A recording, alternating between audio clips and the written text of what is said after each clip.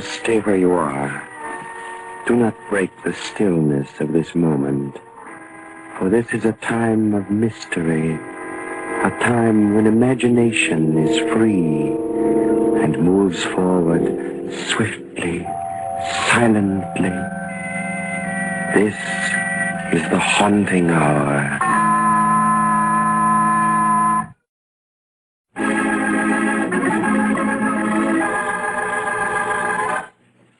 The hands of Mr. Smith.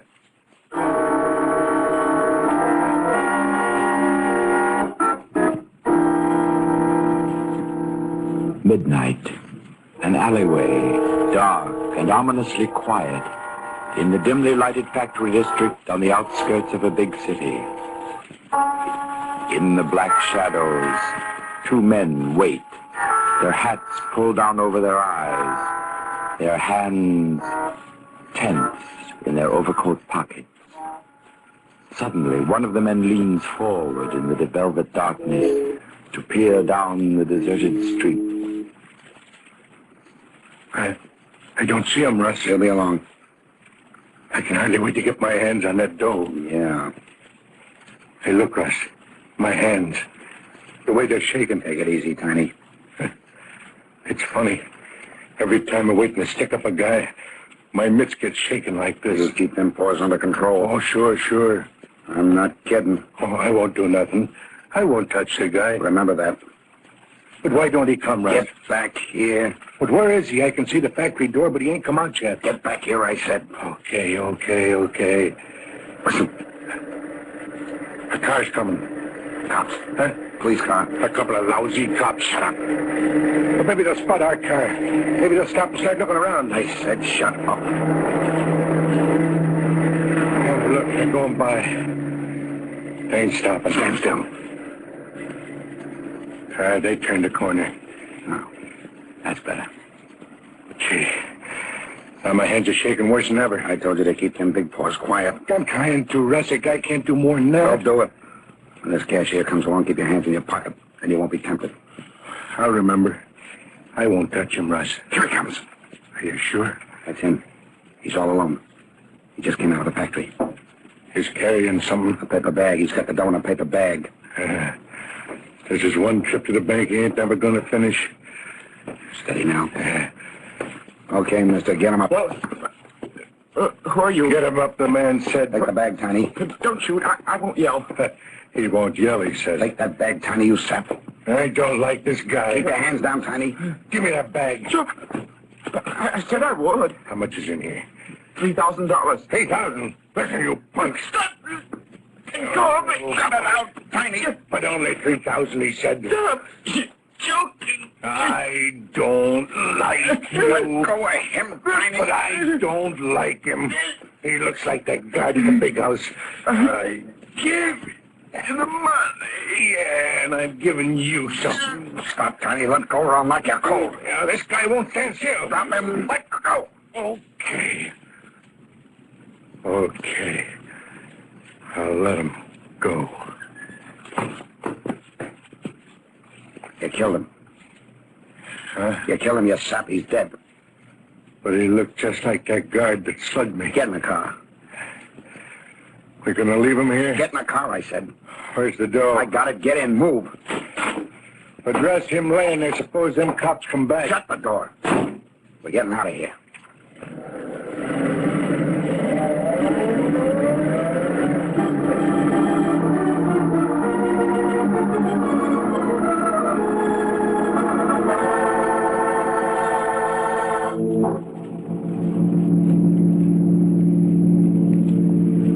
Hey, Russ, where are we going? This ain't the way to the apartment. We're not going to the apartment. Oh, why not? I told Claire I'd bring the money home tonight. Keep watching that rearview mirror. There ain't no cops on our trail. But where are we going, We're Russ? ditching this car, you dope. Oh, yeah. Sure, we don't need this hot jalopy no more tonight. I thought I told you to keep your hands off that cashier. Oh, now listen, Russ. We had this stick up in the bag, but you had to go and scrag the guy. I didn't mean to kill him, but there was something about him. And once I got my mitts on his throat... I know you can't make those big paws behave. I'm sorry, Russ. I had my rod on him. All you had to do was take the bag, get in the car while I knocked him cold, and we had smooth sailing. I said I was sorry, Russ. You're always sorry. But look. Look, we got the $3,000, didn't we? We're in the clear. Nobody saw us. Nobody heard us. What do you mean, us? I didn't kill him. Hey. What's the matter? Back there. I think a prowl car just turned the corner. Oh, is it? No. That ain't no prowl car. Just a black sedan like this one. They pulled up the curb. We'll turn off at the next corner, brain. Plenty deserted around here. Why don't we stop here? Go on a little further along where it's darker. Yeah, Claire's gonna wonder what's happened. I said I'd be at the apartment by 12:30. Well, no, soon enough. Yeah. Wait till I show her the $3,000 we got. Wait till she hears about the murder. Oh, I won't tell her tonight. No, she can read it in the morning papers. Hey, you know, we're getting kind of far out of town. When are we going to stop? Right here. I'll pull off the road. Okay. We'll leave her here. Yeah, that's a good spot. Not even a house in sight. Give me your gun, Tiny. My gun? Your gat. Give it to me.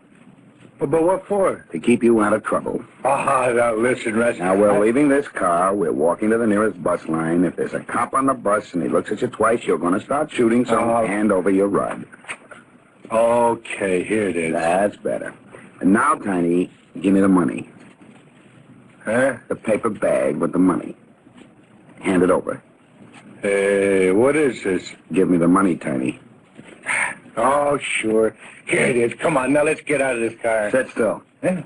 You're staying here. Hey, wait a minute. Keep those hands quiet. Hey, Russ, watch that gun. You're pointing it right at me. You said it. I'm washed up with you, and so's Claire. What? Claire? Yeah, Claire, your wife. She's fed up to the teeth, so am I. You and Claire? Oh, so that's why you didn't drive the apartment. That's why you came way out here. You and Claire crossing me up. You're figuring I'm bumping me off? That's right. Give me that gun. You bet I will.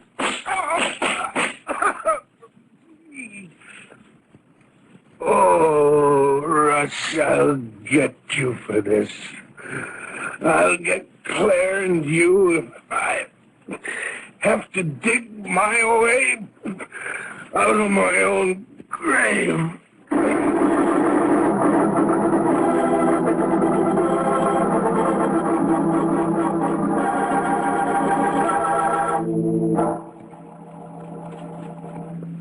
We've got to beat it, Russ. We've got to pack up and beat it out of here tonight. What, at 2 o'clock in the morning? Not on your life. We're staying here until this whole thing blows over. But that cashier, maybe the cops have found him already. They're bound to find him soon. They're bound to find Tiny. What of it, Claire? They can't connect it up with you and me. I'm scared, Russ. Suppose Tiny wasn't dead. Suppose he drove the car back here to the apartment somehow. You must believe in ghosts. He said he'd get us, didn't he? He said he'd get us if he had to dig his way out of his own grave. Oh, I shouldn't have told you that. Come on, let's get out of here. Nothing doing, Claire. We're staying right here. Come on, baby, unlock the trunk. The trunk? Sure, we'll hide the dough in your trunk until this whole thing blows over. Come on, honey, unlock it. It is unlocked. Mm-hmm. This lid is kind of rusty, huh? There we are. I'll shove this $3,000 under all these clothes. Those are Tiny's clothes. Oh, come on, relax, Claire. Now let me lock it. Wait! What's the matter? You've locked the trunk. Oh, sure. But Tiny has the only key. He always carries it with him. What about it? We'll get another one. I'll have a new one made tomorrow. What was that? Sounded like glass breaking. It was here in the apartment somewhere. Maybe it wasn't. I'm sure it was. Sounded like it came from the bathroom. Well, let's find out. Wait a minute. What for? Have your gun ready. My gun? That window in the bathroom. Maybe Tiny climbed up the fire escape. Oh, will you forget Tiny? He's dead, I tell you. Come on. Let's find out what that noise was. There, you see? There's no one in the bathroom. The window's open. I closed it and locked it tonight before you and Tiny left. Oh, now listen, Claire. Look. Look, there on the windowsill. What's the matter now? Blood. Blood on the windowsill. And here, on the floor, more of it. I tell you, Tiny did come back. He He drove that car back here, climbed the fire escape, and he's hiding here in the apartment waiting to kill us. Quiet, Claire, quiet. I'm getting out of here. No, you're not. You go flying down the street at this time of night, and some cop will pick you up as sure as my name's Rogers. But that blood on the sill, on the floor, the window open. Oh, wait a second. Oh, this stuff on the floor, this isn't blood? Of course it's blood. Oh, Claire, you're wrong. Look, there, under the bathtub. What is it? A bottle. A little bottle of that stuff you paint your nails with. I kept that bottle on the windowsill. All right, okay. So the wind, something blew it off. That's what we heard. This bottle breaking. That's what made those spots in here. Listen. Police car. Sounded like it.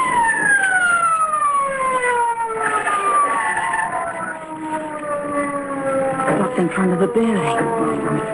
Some going out. Come on, what is it? Suppose they followed Tiny here. Suppose he drove the car back here. Will you stop talking about Tiny? Put out the lights. What for? Put out the lights, Claire. All right. No, peek under this window shade and see where that police car is. Are they out front? Yeah, they are. 2 cops in front of the building. What are they doing? They're looking at a car. What car? A black sedan parked in front of the building. You said the car you used tonight was a black sedan. All right, there's a million black sedans in this country, Mike. But why are the cops looking at the one out front? Why are they putting their flashlights on the running board? Why are they looking inside? How do I know? Because Tiny drove it here. He isn't dead. You didn't kill him. He drove that car back here, climbed the fire escape, and he's in the apartment somewhere waiting to get it. Somebody at the door. What are you going to do? Open up! Police. Open up, Smith. We want in.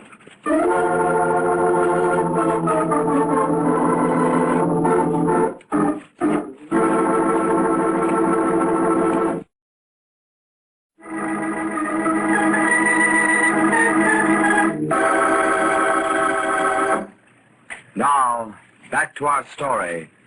The hands of Mr. Smith.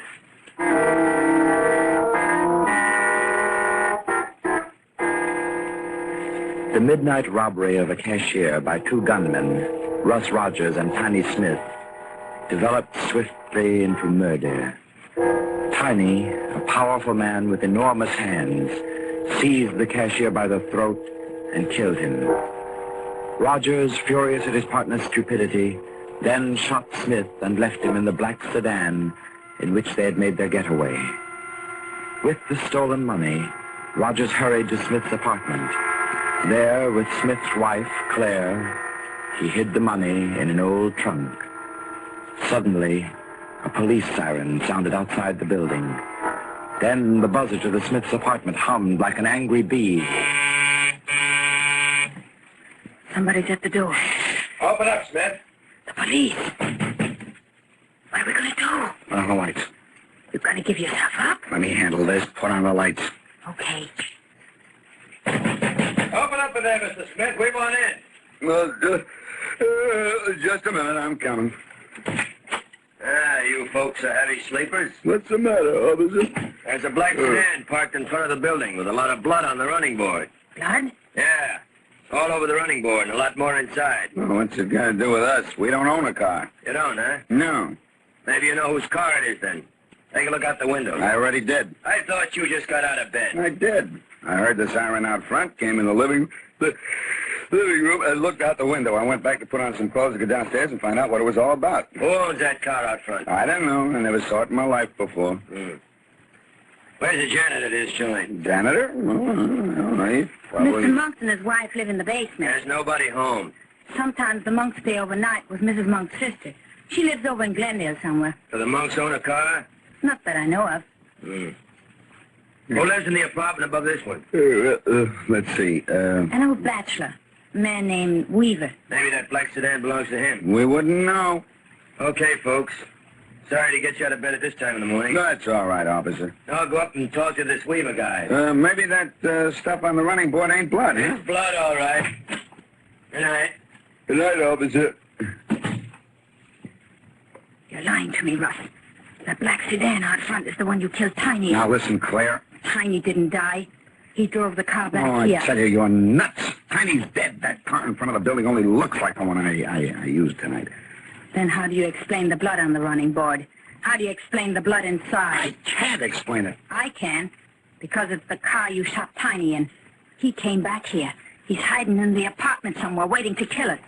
He said he'd dig his way out of his own grave to get us. Oh, what a sap I was to tell you that. Let's get away, Russ. Let's beat it out of here. And leave that $3,000 locked in the trunk? Why did you have to lock that trunk? I told you Tiny had the only key. And I told you I'd have another key made in the morning. Listen, I heard it. somebody's out in the kitchen. Oh, don't be a sap. There's no one in this apartment but you and me. Then what was that noise? I don't know. Probably the cat knocked over something on the kitchen table. There it is again. I tell you, Tiny's here. And he's dead. He's dead. Do you hear me? In that car, 2 miles away. Wait, where are you going? I'm going out in the kitchen. Don't leave me alone. I'm not leaving you alone. You're coming with me. Maybe you believe in ghosts. I don't. Come on. Look. Look, in the bedroom. Oh, it can't be. That's impossible. I knew it. I knew he'd come back. But it can't be. It can't be Tiny. We're seeing things. Why doesn't he say something? Why doesn't he do something? Why does he just lie there on the bed? I'm going in the bedroom. No, don't go near him. I'm going to get the key to that trunk. Don't touch him, Russ. Don't go near him. But Tiny has the key. You told me I got to get it out of his pocket. We'll get the money and beat it. He isn't breathing. His eyes. I can't look at them. All right, steady now. I'll slip my hand in his pocket. I got it. I got the key. Hello, Russ. Let go of my wrist. I said I'd come back, Russ. Let go of my wrist. Drop the key. Claire. Claire, get the gun out of my back pocket. A gun won't help you, Russ. You ought to know that now. You're breaking my wrist. Then drop the key on the bed. Okay. I dropped it. That's my pal. Claire, Don't come near him, Claire. take the key, Claire. Don't come near him, I tell you. Pick up the key. Come around on the other side of the bed and get it. Yes, Tiny. You've always been a good wife, Claire. Take the key. The money we got tonight belongs to you. Tiny, with this money, we can all get away. Sure we can. Pick up the key. Don't be afraid. All right. I will. Now. Stop! Let go of me! Now we're all together Your again. hand! It's breaking my wrist! We're all together again. You and me and Russ. Russ! Why don't you do something? Yeah, Russ. Why don't you do something? I can't even move. These big hands of mine, they're better than a gun. They can hold you two here, maybe forever.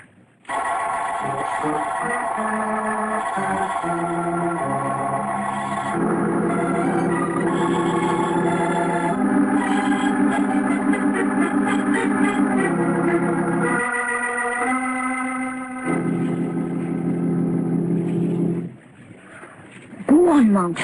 Push the buzzer again. Dora, it's only 8 o'clock in the morning. The Schmidts don't get up this early. We'll get him up. I'm going to find out about this. I'm going back downstairs and finish my breakfast. You're not. You're the janitor of this building, and you're supposed to know what's going on with the tenants. That don't mean I gotta wake him up and ask him foolish questions. I want to know if the man we heard about on the radio was our Mr. Smith. It can't be. How do you know? Go on, push the buzzer. We've had enough trouble last night over to your sister's house. Why go looking for more? This ain't looking for trouble. If it was him, we gotta know sooner or later, and I want to know now.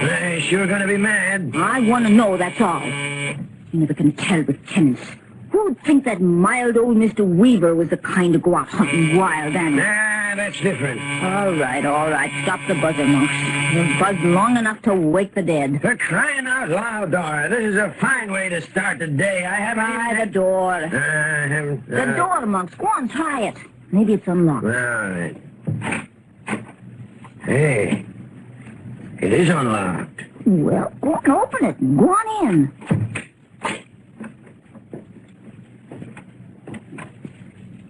Hey, they got the lights in the living room all turned on. I knew it.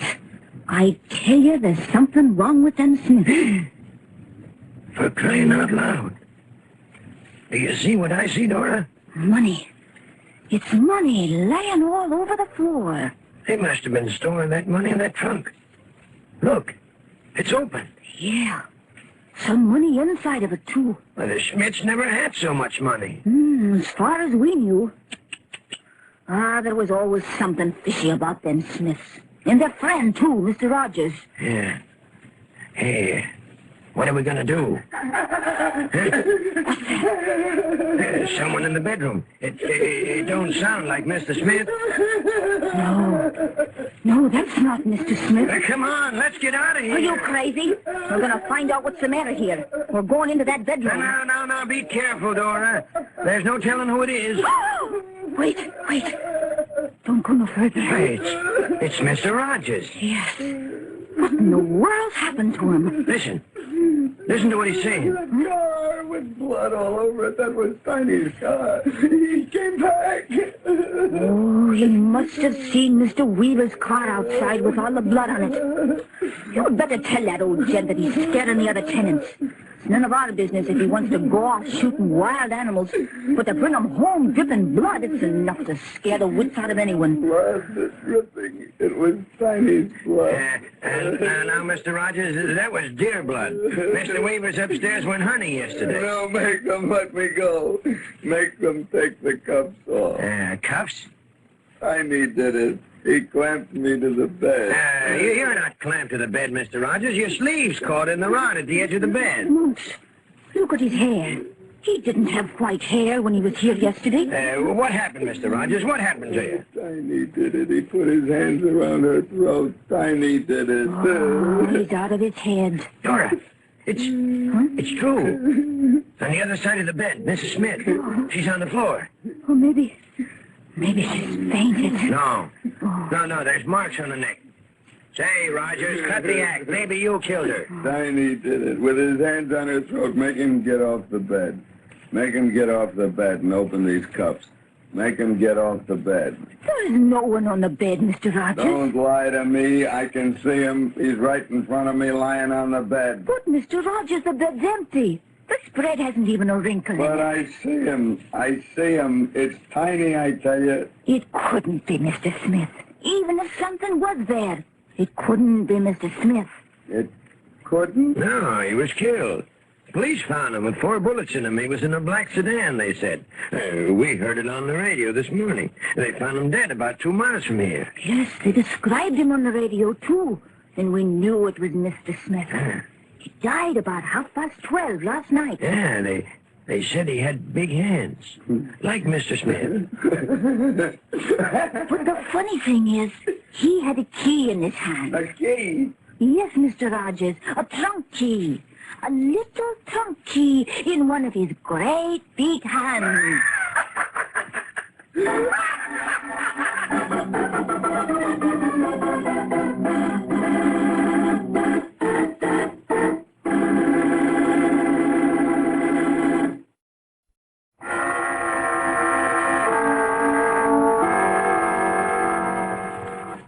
From the shadows and stillness, mystery weaves a spell of strangest fascination, charging the mind with doubts and fears.